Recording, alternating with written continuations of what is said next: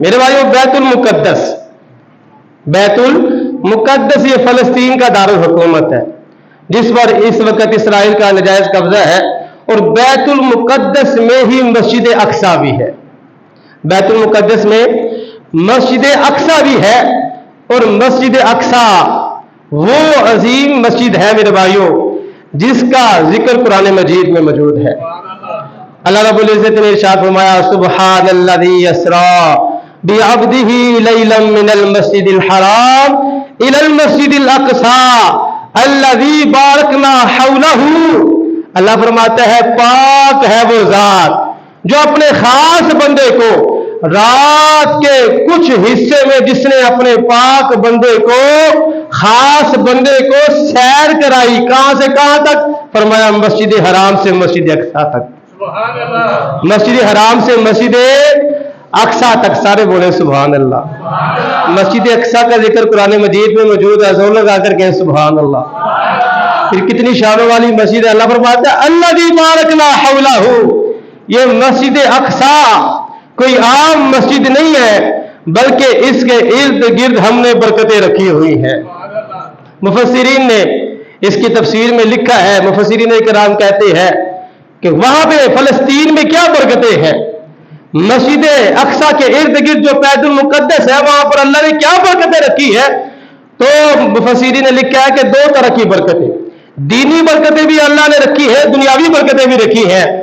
دینی برکتیں تو یہ رکھی ہیں کہ اس سرزمین پر اللہ کے نبیوں پر وحی نازل ہوتی رہی ہے، اس زمین پر اللہ کے نبی تشریف لاتے رہے ہیں۔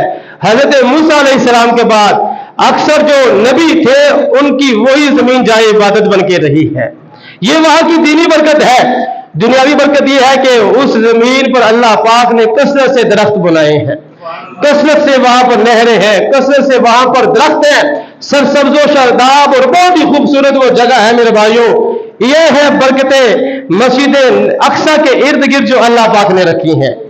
مسجد نبوی، مسجد اقصی کے ساتھ انبیاء کا بڑا گہرا تعلق ہے، بڑا گہرا، یہاں پر نبی و رسول آتے رہے، ایسی یہ مسجد ہے۔ آج اس مسجد کی بے حرمتی کی جا رہی ہے۔ مسجد اقصی ایسی خوبصورت، ایسی پیاری مسجد ہے، سب سے پہلے حضرت ابراہیم خلیل اللہ علیہ السلام نے اس کی طرف ہجرت فرمائی، بیت المقدس کی طرف ہجرت فرمائی، اور پھر حضرت ابراہیم نے یہاں پر اپنا مسکن بنا لیا، یہی رہنا شروع ہو گئے۔ حضرت ابراہیم خلیل اللہ علیہ السلام کے بعد اللہ کے نبی حضرت یعقوب علیہ السلام بھی ادھر ہی رہے، ان کی بھی یادیں جو ہے فلسطین کے ساتھ ہی وابستہ ہیں، بیت المقدس کے ساتھ۔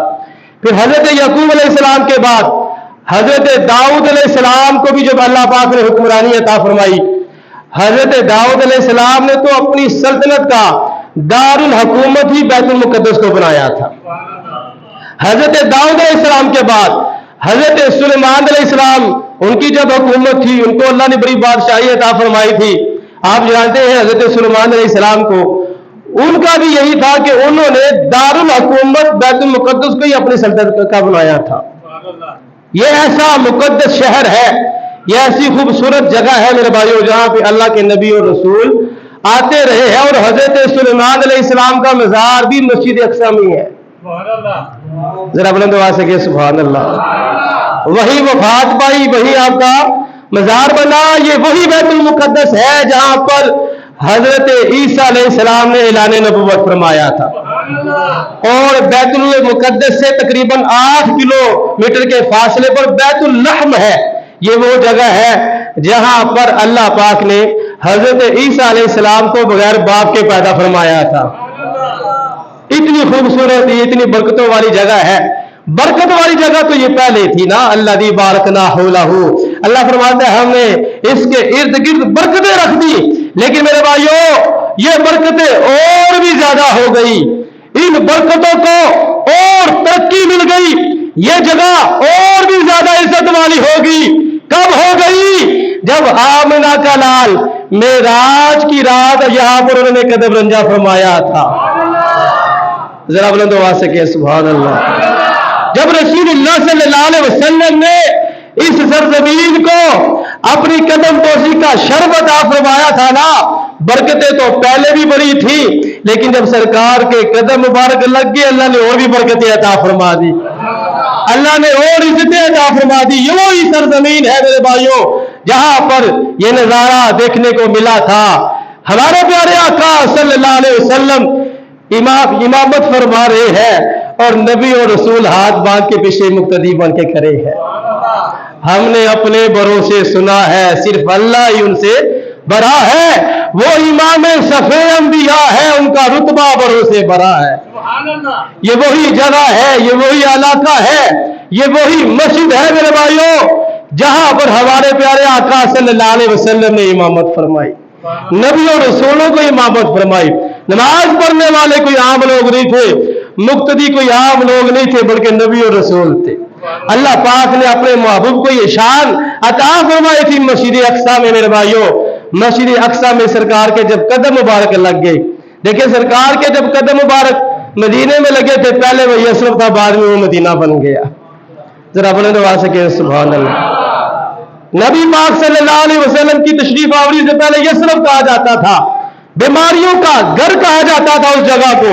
صحیح تندرست بندہ اس جگہ پر جاتا تھا وہ بیمار ہو جاتا تھا، لیکن جب نبی پاک صلی اللہ علیہ وسلم کے قدم مبارک لگ گئے اللہ پاک نے اس کی مٹی میں بھی شفا پیدا فرمائی۔ پھر کیا ہوتا ہے، پہلے تو جو بندہ بھی جاتا تھا بیمار، صحیح جاتا تھا بیمار ہو جاتا تھا، لیکن جب سرکار کے قدم مبارک لگ گئے اب کوئی بیمار بھی جاتا ہے مدینے میں اللہ اس کو شفا عطا فرما دیتا ہے، اللہ اس کو صحت یابی عطا فرما دیتا ہے۔ وجہ کیا ہے، اب امام الانبیاء صلی اللہ علیہ وسلم تشریف لا چکے ہیں، سرکار آ گئے ہیں، نبی پاک صلی اللہ علیہ وسلم کی آمد ہو چکی ہے۔ پہلے جو بھی وہاں تندرست جاتا تھا وہ بیمار ہو جاتا تھا، لیکن اب سرکار آگے ہے، اب جو بیمار جاتا ہے اللہ اس کو بھی شفا یابی عطا فرما دیتا ہے۔ تو میرے بھائیوں مسجد اقصی کو اللہ پاک نے بڑی شان عطا فرمائی ہے۔ حدیث پاک میں آتا ہے ایک صحابی نے عرض کی یا رسول اللہ صلی اللہ علیہ وسلم اس سرزمین پر اللہ پاک نے سب سے پہلی کون سی مسجد بنائی ہے؟ دیکھیں سوال کوئی آسان تھا، سوال کتنا مشکل سوال ہے۔ نبی پاک صلی اللہ علیہ وسلم کی پیدائش سے بھی پہلے کا سوال، اتنا مشکل سوال۔ سرکار نے یہ نہیں فرمایا صحابی میں تو نماز روزے کے مسئلے بتانے آیا ہوں، تم مجھ سے یہ کون سے سوال کر رہے ہو؟ کیا یہ جاننا ضروری ہے؟ اس طرح کی باتیں نہ کرو، مجھے کیا پتا ہو، میں یہ باتیں بتانے نہیں آیا، میں تو صرف تبلیغ کرنے آیا ہوں۔ نہیں میرے بھائیوں، صحابی نے یہ جو سوال کیا نا، صحابی کا بھی یہ عقیدہ تھا جو ہو چکا اور جو ہوگا حضور جانتے ہیں۔ ذرا بلند آواز سے کہیے سبحان اللہ۔ ان کا یہ عقیدہ تھا جو ہو چکا اور جو ہوگا حضور جانتے ہیں، تیری عطا سے خدایا حضور جانتے ہیں۔ ان کے سوال سے ہی ہمیں پتہ چلتا ہے کہ صحابی کا عقیدہ کیا تھا۔ سوال وہ کیا یا رسول اللہ صلی اللہ علیہ وسلم مجھے یہ تو بتائیں اس سرزمین پر سب سے پہلی جو مسجد ہے وہ کون سی بنائی گئی ہے؟ نبی پاک صلی اللہ علیہ وسلم نے ارشاد فرمایا اے میرے پیارے صحابی سب سے پہلی مسجد اس سرزمین پر مسجد حرام کو بنایا گیا ہے۔ تو سب سے پہلی مسجد ہے وہ کون سی مسجد ہے؟ مسجد حرام ہے۔ اور پھر وہ صحابی عرض کرتے ہیں یا رسول اللہ صلی اللہ علیہ وسلم دوسری مسجد کون سی ہے؟ پہلی مسجد مسجد حرام ہے، دوسری مسجد فرمایا دوسری مسجد مسجد اقصی ہے، دوسری مسجد مسجد اقصی ہے۔ پھر وہ صحابی پوچھنے لگے یا رسول اللہ صلی اللہ علیہ وسلم مسجد اقصی اور مسجد حرام میں کتنے سالوں کا فرق ہے؟ کتنا فرق ہے، کتنا گیپ ہے؟ نبی پاک صلی اللہ علیہ وسلم نے ارشاد فرمایا مسجد اقصی اور مسجد حرام میں 40 سال کا گیپ ہے، 40 سال کے عرصے کا فرق ہے۔ مسجد حرام کے 40 سال بعد اللہ پاک نے مسجد اقصی کو بنایا تھا۔ مسجد اقصی آپ سن رہے ہیں کہ کتنی شانوں والی مسجد ہے میرے بھائیوں۔ پھر اس کے بعد نبی پاک صلی اللہ علیہ وسلم نے اپنی امت کو خوشخبری دیتے ہوئے ارشاد فرمایا میرے صحابی اب میں آ گیا ہوں، پہلی مسجد تو مسجد حرام تھی، دوسری مسجد تو مسجد اقصی تھی، اب میں آ گیا ہوں، اللہ نے مجھے یہ شان عطا فرمائی ہے، اللہ نے میرے لیے ساری روئے زمین کو سجدہ گاہ بنا دیا ہے۔ جب چاہو جہاں چاہو مصلی بچھاؤ نماز پڑھنا شروع ہو جاؤ۔ سب سے اولا والا، سب سے بالا والا، خلق سے اولیاء، اولیاء سے رسول، सब रसूलों से आला। कौन देता है देने को मुंह चाहिए, देने वाला है सच्चा। मोजिज़े अंबिया को खुदा ने दिए, मोजिज़ा बन के आया। मुल्के कौनैन में अंबिया ताजदार, ताजदारों का आका। फरमाया मैं आ गया हूं, अल्लाह ने मुझे ये शान अता फरमाई है। सारी रुए जमीन को अल्लाह ने हमारे लिए सजदागाह बना दिया है। जब दिल करे, जहां दिल करे, दुनिया के किसी भी कोने में तुम हो, नहीं कोई मस्जिद तुम्हारे पास, मस्जिद दूर है, जहां भी हो वहां पर बैठकर नमाज पढ़ लेना, अल्लाह कबूल फरमा लेगा। जहां भी हो वहीं से दो सदा सरकार सुनते हैं। जहां भी हो वहीं से दो सदा सरकार सुनते हैं। सरे आईना सुनते हैं, पसे दीवार सुनते हैं। और मेरे प्यारे आका सल्लल्लाहु अलैहि वसल्लम को अल्लाह पाक ने इतनी शान अता फरमाई है। मेरे भाइयों, मस्जिद अक्सा के हवाले से मैं आपको बता रहा था कि ऐसी अजीम शान मस्जिद है। मस्जिद अक्सा को दोबारा नए सिरे से जो जबरदस्त करके तैयार करवाया था ना, वो हजरत सुलेमान अलैहिस्सलाम ने तमीर करवाया था। हजरत सुलेमान अलैहिस्सलाम ने जब दोबारा नए सिरे से मस्जिद अक्सा को तमीर करवाया, तमीर करवाने के बाद आपने इस खुशी में कुर्बानी दी, वहां पर जानवरों को ज़िबा किया। खुश हुए हजरत सुलेमान अलैहिस्सलाम, अल्लाह के नबी थे, तो जानवरों को ज़िबा किया, राह खुदा में सदका खैरात किया। अल्लाह रब्बुल इज्जत भी इस काम पर इतना खुश हुआ। अल्लाह पाक ने फरमाया, मेरे प्यारे सुलेमान, मेरा घर तमीर करके तुमने मुझे खुशी पहुंचाई है, मुझे खुशी हुई है। ऐ मेरे प्यारे नबी, आज जो भी मांगना है मांगो, मैं तुम्हें अता करूंगा। जरा बुलंद आवाज से कहते सुभान अल्लाह। जो भी मांगना है मांगो, मैं तुम्हें अता करूंगा। हजरत सुलेमान अलैहिस्सलाम ने तीन चीजें मांगी। कितनी चीजें मांगी? तीन चीजें हजरत सुलेमान अलैहिस्सलाम ने मांगी। पहली चीज हजरत सुलेमान अलैहिस्सलाम अर्ज करने लगे, या अल्लाह, पहली चीज तो मैं ये मांगता हूं, मेरा फैसला तेरे फैसले के मुताबिक हो। तेरा बुलंद आवाज से कहें सुभान अल्लाह। मेरा फैसला तेरे फैसले के मुताबिक हो। मैं जो भी फैसला करूं या अल्लाह, वो तेरे फैसले के खिलाफ ना हो, बल्कि मेरा फैसला वही हो या अल्लाह जो तेरा फैसला हो। दूसरी चीज हजरत सुलेमान अलैहिस्सलाम ने मांगी, या अल्लाह, मुझे ऐसी बादशाही अता फरमा कि क़यामत तक किसी को ऐसी बादशाही ना मिले। फिर आपको पता है अल्लाह पाक ने हजरत सुलेमान अलैहिस्सलाम को कैसी बादशाही अता फरमाई। जानवरों की बोलियां भी सुन लेते थे, जिन भी आपकी बारगाह में हाथ बांध के खड़े रहते थे अदब के साथ, हर चीज पर हुकूमत ही हजरत सुलेमान अलैहिस्सलाम की। चींटियों की बोलियां, अभी हजरत सुलेमान अलैहिस्सलाम का लश्कर कितना दूर था और चूंटियां आपस में बातें कर रही थी, साइड में हो जाओ, बिलों में चले जाओ, कहीं ऐसा ना हो सुलेमान अलैहिस्सलाम का लश्कर तुम्हें रोन डाले। कुरान में ये सारा वाकया मौजूद है। फतबस्सम दाहिकम मिन कौलिहा, अल्लाह फरमाता है चूंटियों ने आपस में बात की, हजरत सुलेमान अलैहिस्सलाम ने जब सुनी तो उसी वक्त मुस्कुरा पड़े, उसी वक्त मुस्कुरा पड़े। लश्कर को हुक्म दिया रुक जाओ। इतनी ये आपकी हुक्मरानी थी, ऐसी बादशाही थी। जो मलका बिल्कीस वाला वाकया है, तख्त लाने वाला वाकया, कहां वो मलका बिल्कीस का तख्त था? हजरत सुलेमान अलैहिस्सलाम ने आर्डर लगाया, कौन तख्त लेकर आएगा? एक जिन कहने लगा मैं लाऊंगा। फरमाया कितनी देर में लाओगे? वो कहने लगा जी आपकी ये महफिल खत्म होने से पहले पहले मलका बिल्कीस का तख्त आपके पास आ जाएगा। फरमाया मुझे इससे भी जल्दी चाहिए। फिर एक अल्लाह का वली उस महफिल में मौजूद था, उसने कहा जी आंख झपकने से पहले पहले तख्त आपके सामने हाजिर कर दूंगा। ये तो शान है हजरत सुलेमान अलैहिस्सलाम की। इमामुल अंबिया के अज़मत शान का आलम क्या होगा? जो सारे नबी और रसूलों के सरदार है, इमामुल अंबिया है, उनके अज़मत शान का आलम क्या होगा? पहली चीज मांगी हजरत सुलेमान अलैहिस्सलाम ने, या अल्लाह मेरा फैसला तेरे फैसले के मुताबिक हो। दूसरी चीज मांगी, या अल्लाह मुझे ऐसी बादशाही अता फरमा, क़यामत तक किसी को ऐसी बादशाही ना मिले।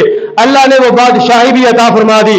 तीसरी चीज अर्ज करने लगे, या अल्लाह मस्जिद अक्सा को बड़ी मेहनत से बड़े ही जबरदस्त तरीके से मैंने तैयार किया है, खूबसूरत करके बनाया है। या अल्लाह अब तेरा जो भी बंदा इस मस्जिद में आकर नमाज पढ़े, या अल्लाह मेरी ये बात भी पूरी फरमा कि जो बंदा भी नमाज पढ़े उसके सारे गुनाह ही माफ हो जाए।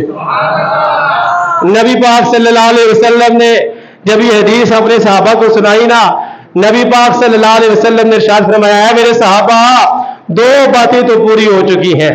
पहली बात भी पूरी हो चुकी है, दूसरी बात भी पूरी हो चुकी है। फरमाया मेरे सहाबा, तीसरी बात के बारे में मैं भी दुआ करता हूं, वो भी पूरी ही पूरी है। जरा बुलंद आवाज से कहे सुभान अल्लाह। मस्जिद अक्सा में जो बंदा नमाज पढ़ेगा, अल्लाह की रजा के लिए जो नमाज पढ़ने वहां पे जाए, और कोई काम काज ना हो, सिर्फ नमाज का इरादा करके जाए, हदीसों में आता है अल्लाह पाक उसके सारे गुनाहों को माफ फरमा देगा। और इस बात में आपने एक चीज और भी तवज्जो आपने की होगी। पहली बात, हजरत सुलेमान अलैहिस्सलाम ने क्या मांगी? या अल्लाह मेरा फैसला तेरे फैसले के मुताबिक। हुकूमत बाद में मांगी हजरत सुलेमान अलैहिस्सलाम ने, पहले क्या मांगा? मेरा फैसला या अल्लाह तेरे फैसले के मुताबिक।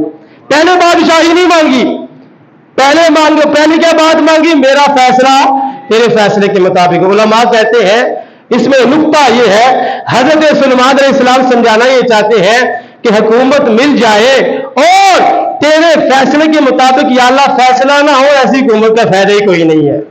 हुकूमत मिल जाए और या अल्लाह फैसला तेरे फैसले के मुताबिक हो, फिर फायदा ही फायदा है, फिर फायदा ही फायदा है। पहली बात, या अल्लाह मेरा फैसला तेरे फैसले के मुताबिक हो। फिर उसके बाद अर्ज की, या अल्लाह मुझे बादशाही अता फरमा। फिर अल्लाह पाक ने बेमिसाल बादशाही हजरत सुलेमान अलैहिस्सलाम को अता फरमाई। मेरे भाइयों, मस्जिद अक्सा इतनी अजीम शान ये मस्जिद है, नबी पाक सल्लल्लाहु अलैहि वसल्लम के जमाने में, फिर आपके बाद हजरत उमर फारूक आजम के जमाने में भी ये मस्जिद फतह हुई। बैतुल मुकद्दस को फतह किया गया हजरत उमर के जमाने में, बैतुल मुकद्दस को फतह किया गया। हजरत उमर के बाद 400 साल हुकूमत रही मुसलमानों की। 400 साल के बाद फिर ईसाइयों की हुकूमत आ गई। फिर उसके बाद 88 साल, कितने साल? 88 साल ईसाइयों की हुकूमत रही।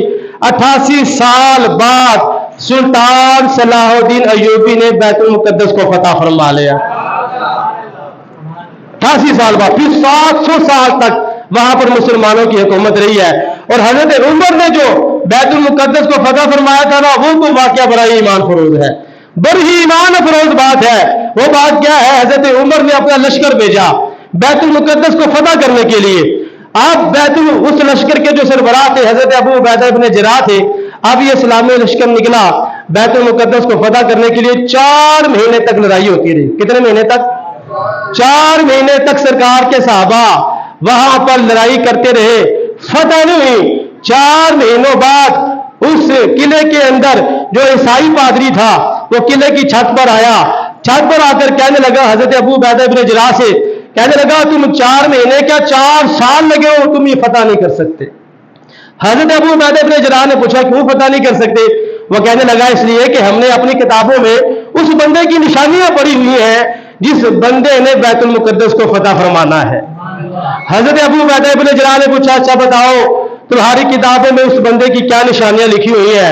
वो बंदा कहने लगा, राहिब था, पादरी था, वो कहने लगा जी पहली निशानी तो ये लिखी है वो मोहम्मद मुस्तफा का सहाबी होगा। तेरा बुलंद आवाज से कहे सुभान अल्लाह। तो मैं हमारी किताबों में लिखा है पहली निशानी वो मोहम्मद मुस्तफा का सहाबी होगा। दूसरी निशानी ये है नाम उसका उमर इब्न खत्ताब होगा। तीसरी निशानी ये है लक़ब उसका फारूक आज़म होगा। चौथी निशानी ये है वो दीन के मामले में बड़ा ही सख्त होगा, वो आके फतह करेगा। हजरत अबू उबैदा इब्न जराह ने जब ये बातें सुनी ना, हम मुस्कुरा कर उसको फरमाया कि हमने बैतुल मुकद्दस फतह फरमा लिया है। और तू जानता ही है जो तू निशानियां बता रहा है ये तो हमारे खलीफा है, ये तो हमारे अमीरुल मोमिनीन है, मुसलमानों के हुक्मरान है। हजरत अबू उबैदा इब्न जराह ने खत लिखा हजरत उमर को, आप आएंगे तो बैतुल मुकद्दस फतह होना है। हजरत उमर को जब खत लिखा, हजरत उमर जब आए तो ईसाइयों के पादरी किले की छत पे चढ़ के जब दूर से उन्होंने देखा ना, उन्होंने ऐलान कर दिया कसम खुदा ये वही शख्स है जिसके बारे में हमारी किताबों में ये लिखा हुआ है कि इसके हाथ पर बैतुल मुकद्दस की फतह होनी है। ये शान है खिदमतगारों की, सरकार का आलम क्या होगा, हर कोई फिदा है बिन देखे दीदार का आलम।